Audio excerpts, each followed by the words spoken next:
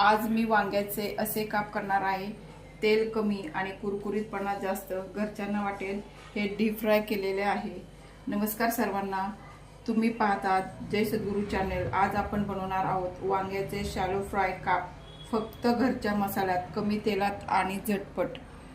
हे तुम्ही अशा प्रकारे एक ताजं वांग घ्या।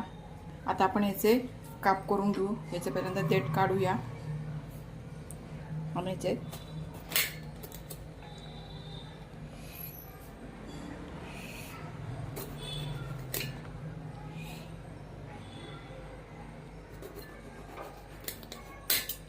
वांग ताजा असल्यामुळं ह्यामध्ये ब्या वगैरे काही नाही आहेत, चांगलं वांग आहे।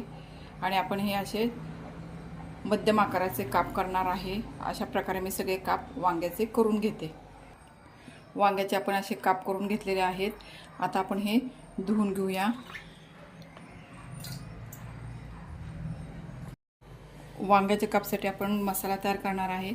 इथे मी 3 चमचे बेसन पीठ घेतलेलं आहे, पाव चमचा हळद घेतलेली आहे, इथं धण्याची पावडर घेतलेली आहे 1 चमचा, अर्धा चमचा जिऱ्याची पावडर घेतलेली आहे, अजून 1 चमचा लाल तिखट घेतलेला आहे, 2 चमचे हा रवा आहे, हे चाट मसाला आहे, आणखी अर्धा चमचा चवीनुसार मी मीठ घेतलेलं आहे। चाट मसाल्यामुळे आपले काय काप हे चटपटीत लागतात, म्हणून मी चाट मसाला पण घेतलेला आहे। आता आपण हे सगळं एकत्र करूया।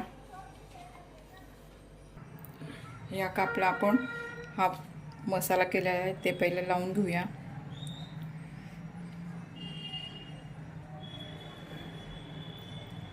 काप बघा अशा पद्धतीने केलेले आहेत।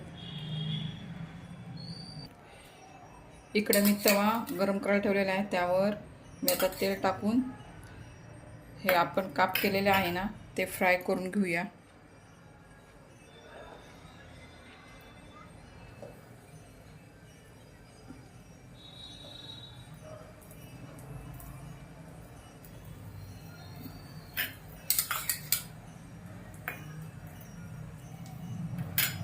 आता हे काप आपण मंद आचेवर शॅलो फ्राय करूया।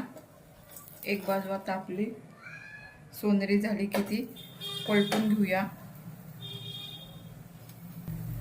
आपण हे हळूहळू भाजल्यामुळे आतून मऊ आणि बाहेरून क्रिस्पी होतात। आणि बघा हे आता आपले शिजलेले आहेत, तेव्हा आपण आता हे काढून घेऊया आणि अशा प्रकारे सगळे वांग्याचे काप शॅलो फ्राय करून घेऊया। आपले वांग्याचे काप हे शॅलो फ्राय करून तयार झालेले आहेत।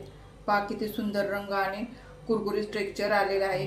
हे काप भाकरी, चपाती किंवा वरण भातासोबत खूप छान लागतात। तुम्हाला ही जर सोपी आणि कमी तेलातली रेसिपी आवडली असेल तर व्हिडिओला लाईक करा, शेअर करा आणि सबस्क्राईब करायला विसरू नका।